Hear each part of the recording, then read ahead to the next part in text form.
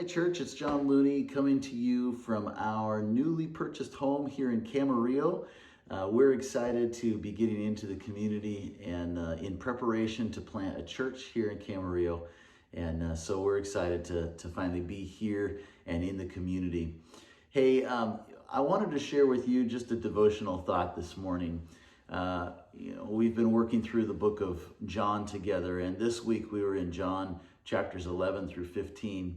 And there was something that stood out to me in John chapter 11 that I wanted to share with you this morning. In John chapter 11, if you read that, it's about the story of Lazarus. And Lazarus was the brother of Mary and Martha, and Jesus was very close to all three of them.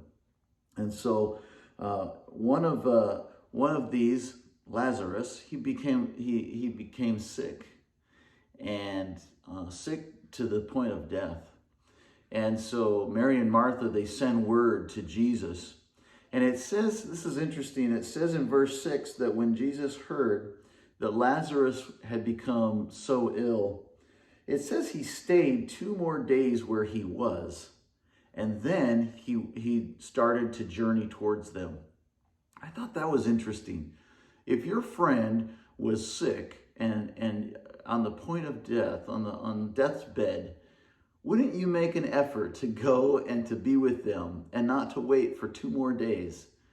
But Jesus did things in a way that sometimes no one understood. And so the story continues, and it was actually a very dangerous journey for him to go and visit Lazarus because it was in Judea. And in Judea, they had already been there, and the Jews wanted to stone Jesus. And so when Jesus finally does decide to go into Judea, it doesn't make any sense to the disciples. They're like, why would you go back there? They want to kill us there. But Jesus is determined to go, and so the disciples follow him, knowing that it will probably be to their own death. But that was the length that they were willing to go to follow him.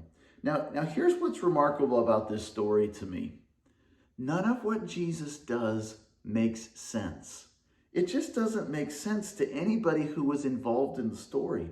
The disciples thought Jesus was leading them to death. And then in verse 14, Jesus reveals on the journey that he knows that Lazarus is already dead. Now, obviously, we have this combination of Jesus's humanity and his divinity. He was both God and man at the same time. And so he wants to go and be with his friend, but he also knows in his divinity that that friend is already gone. And the disciples, that must have been really confusing to them. Now they're like, now you want to go and risk it all for somebody who has already passed away? It just didn't make sense. And so then another thing that doesn't make sense about this is that when they finally arrived, they learned that Lazarus had been dead for 4 days. For 4 days already. It's like, Jesus, you're God. Shouldn't you know like the right timing to when to show up? And Mary and Martha, they actually call him on it. They say, Jesus, if you would have been here, he would not have died. And so they're kind of grieving, and you hear a little bit of them questioning and almost lashing out at somebody who was their friend and their Lord. But here's the thing. Even though it just didn't make sense to anybody involved, Jesus had a plan. He had a plan. He knew what the outcome was going to be. It wasn't going to be death. It was going to be life. It was going to be the miraculous. So Jesus, he went to the tomb, and at the tomb, he's deeply moved. And here in these verses, we get the smallest, shortest verse in all of Scripture. It's the verse, Jesus wept. And this is the context in which we find that verse. It's him coming to the tomb of his friend and weeping because he's dead. Now that doesn't make sense either, because Jesus is going to raise him to life. But again, we see the dynamics of both the divine and the human. In his humanity, he's grieving the loss of someone. But in his in his divinity as God, he's going to raise him from the dead. And so we get this interesting paradox of who Jesus is, and it never makes sense. Who Jesus is never makes sense to us because we can't understand his ways. We see these both sides of who he is. And so they all had to be wondering, what is going on here? What is he doing? Now he's crying over this body that he could have been here to save. It didn't make sense. But Jesus asks them to roll the stone away from the tomb. And they're like, are you sure you want to do that? Because that doesn't make sense either. Lazarus had been dead for 4 days. And in those days, they didn't have the kind of embalming that we do today. So the body, this is gross, but the body would have already been decomposing. And there would have been a pretty strong odor already. And so they warned Jesus, like, are you sure you want to do that? And Jesus says, yes. And so they roll the tomb away, and he goes in and he says, Lazarus, get up.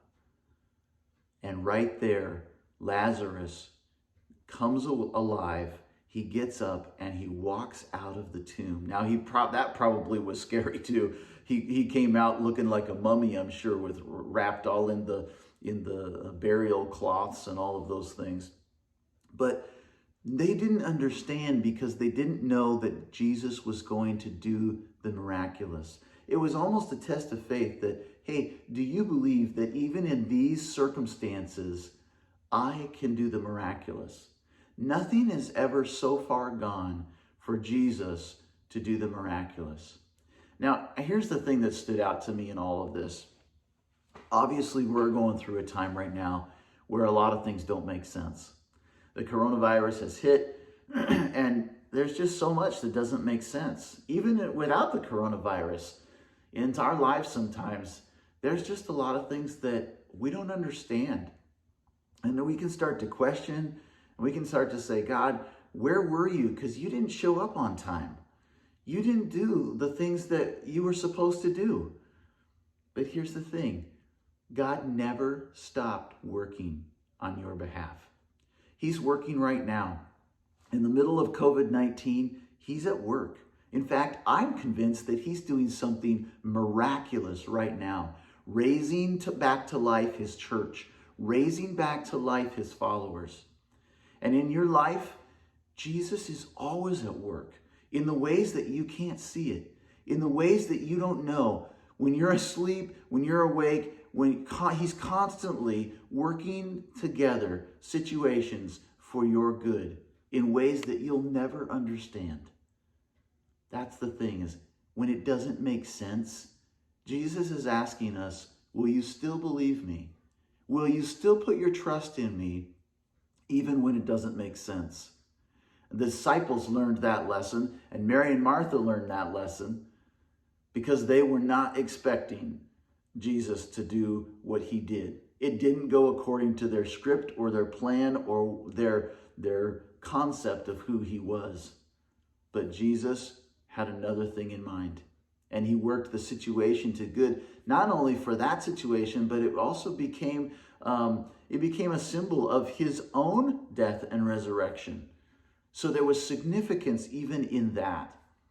And so my encouragement to you this morning is that whatever you're going through during this time of COVID-19, or maybe just in life in general, keep trusting. Keep believing that God is at work in your situation, even when it doesn't make any sense at all, because he is at work. And maybe this time, if nothing else comes out of COVID-19 season, maybe the one thing that could come out of it is that he's awakening your heart to trust him in new ways, despite your circumstances. That's something that hit me deeply in these verses, and I'm going to trust him that he's going to work out this situation for his good and for our good as we navigate this together. Well, so listen, this next week we're jumping into the next portion of John. We're going to be reading John chapter 16 through 21. So join along in reading that. and then we'll bring another devotional thought to you on those chapters. All right, that's it for now. Have a wonderful day, and we'll see you on the other side of the camera real soon. Bye.